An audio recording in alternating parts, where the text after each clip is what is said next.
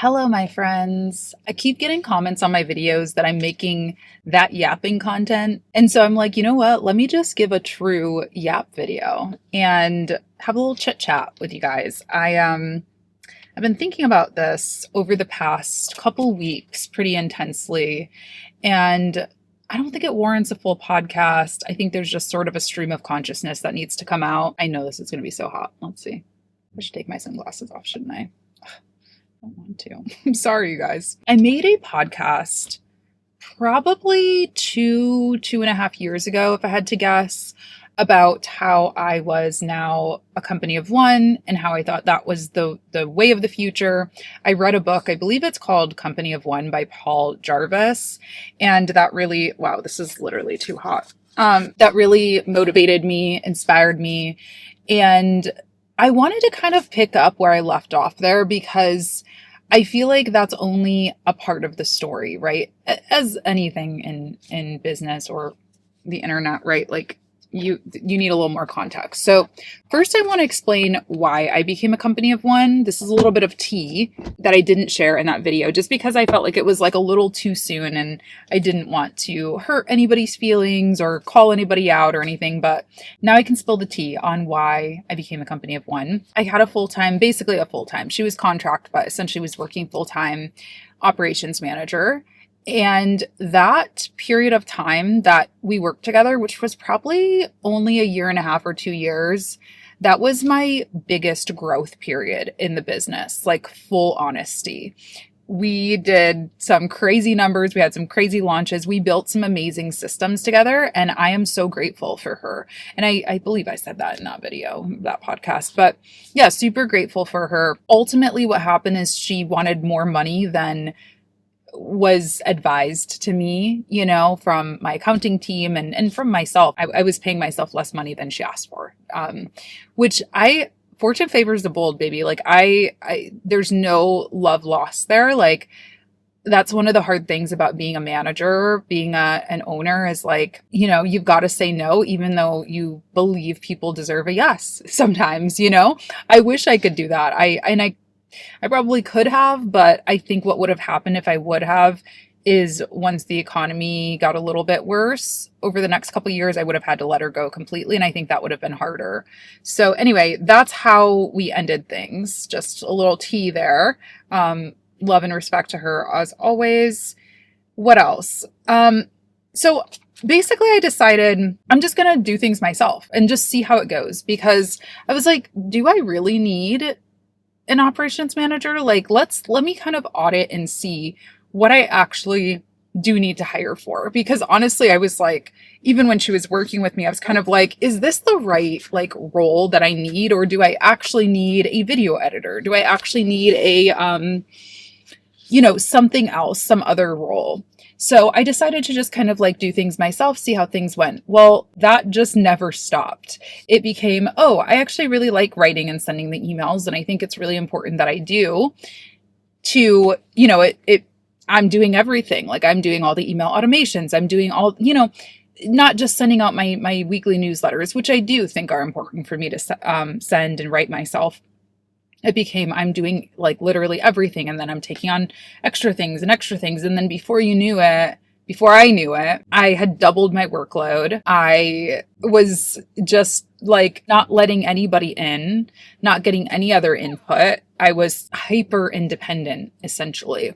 Also during that time, my marriage started to fall apart and my ex-husband was never really like an official member of my team, but he definitely did help with certain things. And again, grateful for that. Like, I'm learning now that I'm single, how much harder truly it is, even just to do like brand deals. Brands will be like, hey, can you go shoot, brand content at like this crowded public outdoor cafe for this campaign? And I'm like, how do you expect me to do that? I'm like, I need to hire somebody. Do you have more budget for me?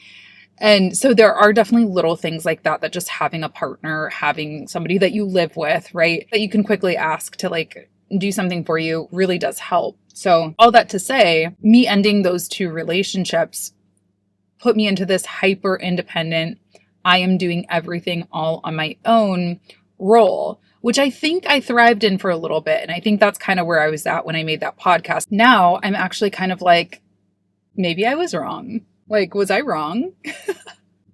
Because I am feeling for the first time in a really long time, this lightness, this excitedness about work. And if you could guess what's changed, I've let people in. I've let people in again.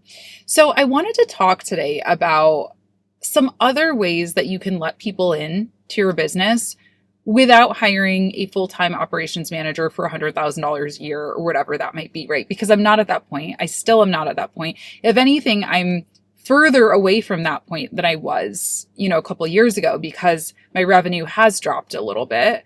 And so I'm dipping my toe back in. So this is sort of like the beginner friendly hiring guide, if you even want to call that, collaboration guide, if you will.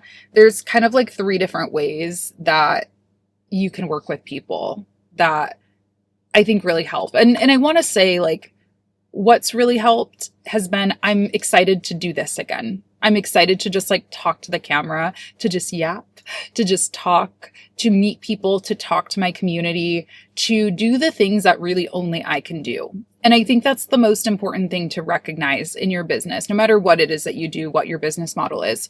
Figure out what those things are that only you can do.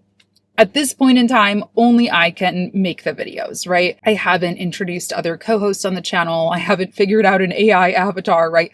This is the stuff that, like, no matter what, come hell or high water, I have to do and I want to do. But like, there are a lot of things that, happen before, after the video that a lot of other people can be helping with. So that's what I want to talk about. So first off, partnerships. So you guys may know that I am working on this event in New York. It's called the Marketer's Edit. I won't rehash how that all came to be. I have a whole podcast about it that I'll link in the cards.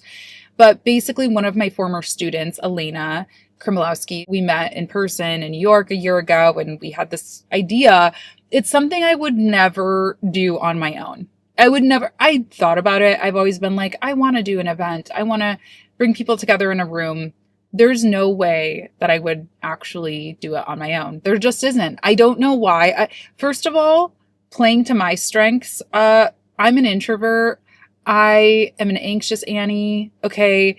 There's just like a lot about me that is not necessarily the prime candidate to be like doing this. Now, I know it's going to be a good time. I know how to play the role for a day or two, but it is a stretch. It's a growth edge. It's a challenge for me. And that's really exciting. Like when I left New York, Elena and I went to New York to do some planning and to talk about the event and to tour the spaces and stuff in May. And I left just feeling like this is such a perfect balance. Like I am very operational, very analytical.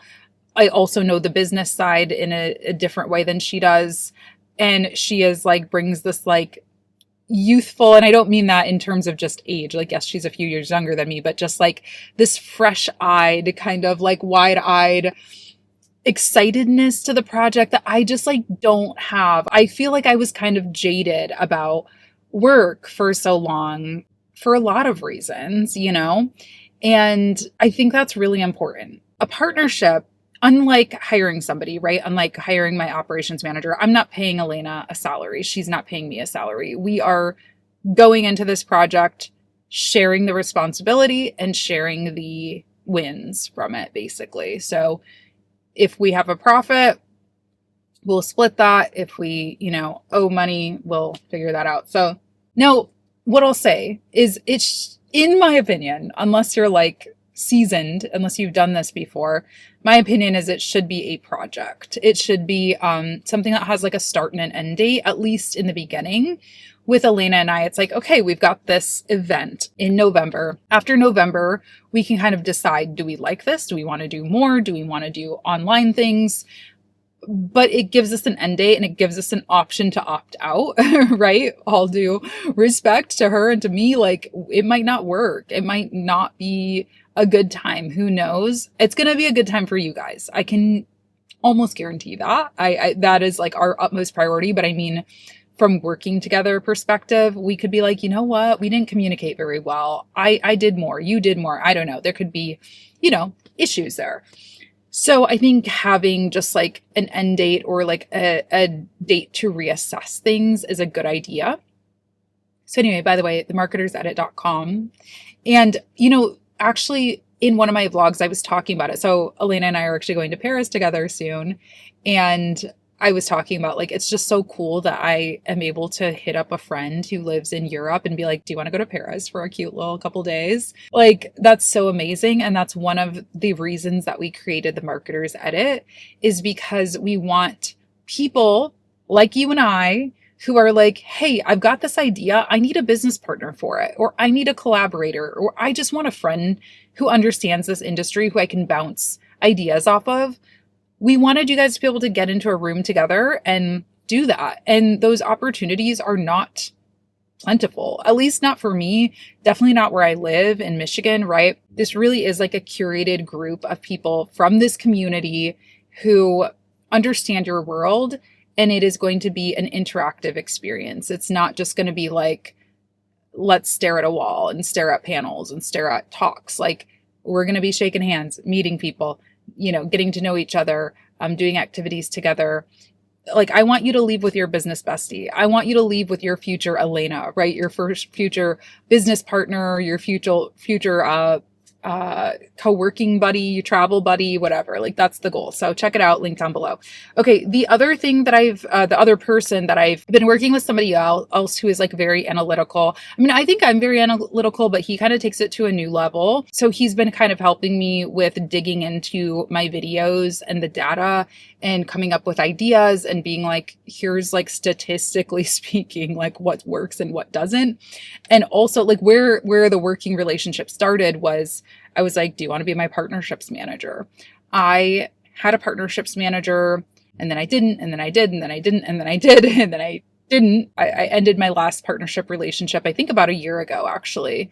And, without boring you guys too much, basically a partnerships manager, they take 20% of brand deals, or 15% or 10%, depends. I'm paying mine 20%. But yeah, so they get you brand deals and then they take 20%. I never felt like I had one, Falu, love you. I sent him a message recently because I was just like, you were just the best partnerships manager I've ever had. And I just hope you know how much you set the foundation, because we're actually going back and looking at stuff that Falu did, who was my first ever partnerships manager. We're looking at things he did and like revamping it for 2026 as I'm like training this new one. So anyway, him and I, by the way, Falu, we stopped working together just because he has a full-time career and it was just kind of like a side gig for him and it just kind of fizzled out, but he was amazing. Anyway, where was I going with that?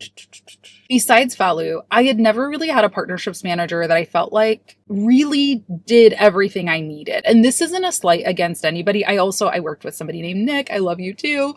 He was great. It's not about the people. It's about the job of a partnerships manager, like how big agencies. Again, Falu, he was independent. He was just side hustling, right? The agencies I've been signed to, they have these rules and they have these like processes that I just don't think serve me or serve creators. Like, I don't need somebody to just check my inbox for me. I need somebody to actually help me ideate the brand campaign, then help me flesh out the scripts once I get them, help me communicate back and forth with the brand contact, help calm me down if I'm feeling stressed out. Like, there's just like put things on my calendar, create a Notion dashboard with all of the details for me. And I know that's like above and beyond what like the typical agency does. They typically get you the deals and then they say, you figure it out, you operationalize it. And I was like, no, I need more hand holding. I do. And so this person that I'm working with is giving me that. And that's part of the reason why I'm paying him 20% and not 10 or 15%. Anyway, so far it's been really good. And it's naturally evolved from check my inbox, negotiate these deals for me, to, okay, we got this deal. Now what's next? He's taken the initiative to help me write scripts, or like I said, to look at my analytics and be like, okay, well, this video will probably perform well if you do it in this style and blah, blah, blah. And like, I really need more of like a brand manager, I guess, like a Kris Jenner, right? Like I need Kris Jenner. This person is becoming my Kris Jenner, I think. And I think part of it is like it's just a friend, right? Somebody who is in my personal life. And I feel so conflicted sometimes about doing business with friends. I think it can work and it can ruin things. And I think one of the reasons it really can work is because number one, they know what you need. They know like, okay, Latasha gets stressed out about deadlines or like whatever. So I can kind of try to like get ahead of that. Number two, I think there's just like especially with partnerships, there's a doing what's right for you and for your life kind of conundrum that comes in. I think that's, yeah, like I was joking about Kris Jenner, obviously, but like, I do think that's why she's successful and why that family is, successful. I've had partnerships managers where they just try to like throw me, they just want me to work, right? Because they benefit the more I work. If they get me 50,000 in brand, dollars in brand deals, they're getting, what's the math? I'll put it up on the screen. They don't care if those brands align with my values, if I'm working sun up to sundown, if like they don't care. They just care about their check. Whereas if it's a personal friend, a personal relationship, yes, of course, they want money, but like not at the expense of my reputation, my, mental health, all the things. So that's another way that you could work together with somebody is a commission-based relationship. Obviously, the brand talent manager thing, I just explained kind of how that works. But, you could also do like a sales, like if you're a social media manager or an agency or something, you could bring somebody on to do sales calls for you, to pitch you and to get a cut of your contracts. There's lots of different types of commission-based relationships, just depending on your business model. But that might be something that works for you because, again, I might not feel ready to say, hey, friend, here's a $100,000 salary. But like, if you work for it, if you hustle for it, you can get yourself $100,000 salary or 50, whatever, it does incentivize them to do good work without having me cough up and, dig myself into financial ruin, basically. Okay. Now, the last way is one that I've talked about quite a bit on this channel, and that's through friends, through biz besties. Again, I want you to come to the Marketer's Edit and find yourself a biz bestie. I have, I guess, 2 to 3 different like masterminds that I'm a part of. I was a part of like 4 or 5 last year and I had to like cut them down because you do have to be mindful, right, of like how much time you're spending just talking to people. But the ones that I'm in right now that I meet with regularly, I would say are beneficial to me. Yeah, like, and I feel like I'm helping them, but basically it's just a friend group, business friend group. You get together, you hash things out.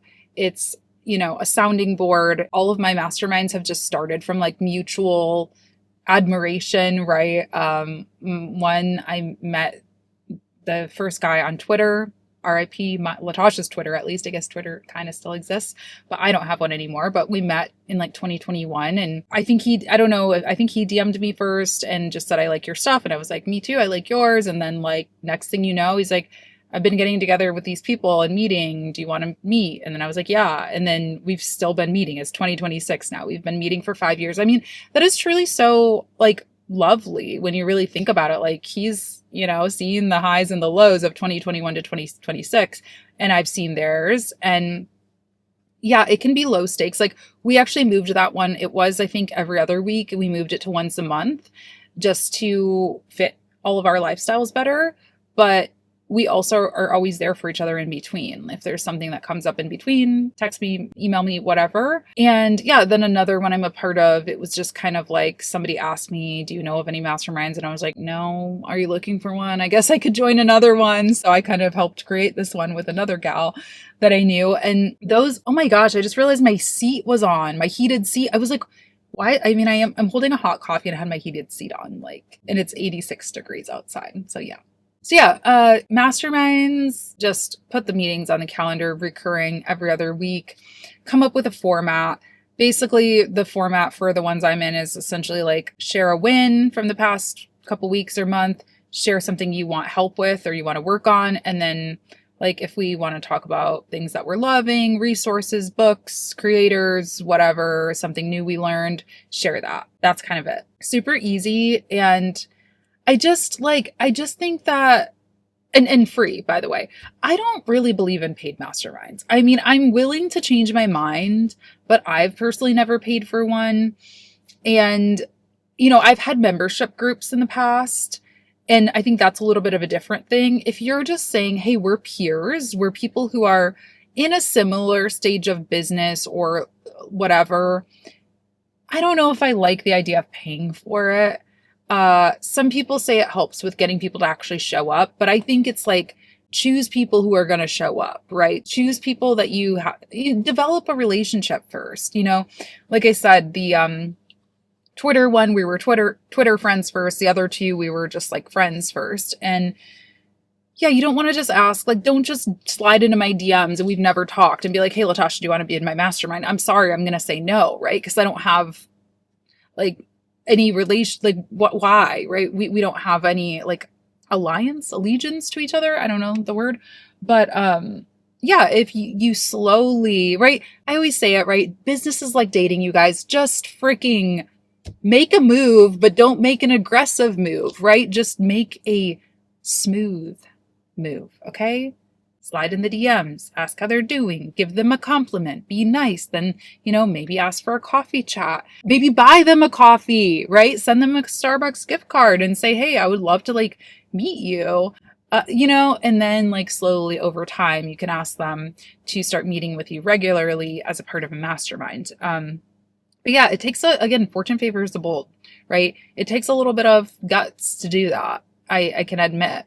But it is so incredibly helpful and really helps with that loneliness that entrepreneurship can bring. And then of course, there's just like going outside, right? Going to events. I've been doing more of that here and there. I also have my studio space, which has been nice because it's like when somebody does want to meet me, it's like I'm a little bit more inclined to be like, hey, yeah, I'll show you the studio. But yeah, so anyway, I sort of have a team, but I don't have a team in the traditional way still that I talked about in that podcast a few years ago. I still do not have like people on salary or anything like that. I'm working with people in ways that I feel like are more mutually beneficial and that I think encourage them to show up in a way that actually has impact and ROI on the business, right? Because if it's a commission-based role,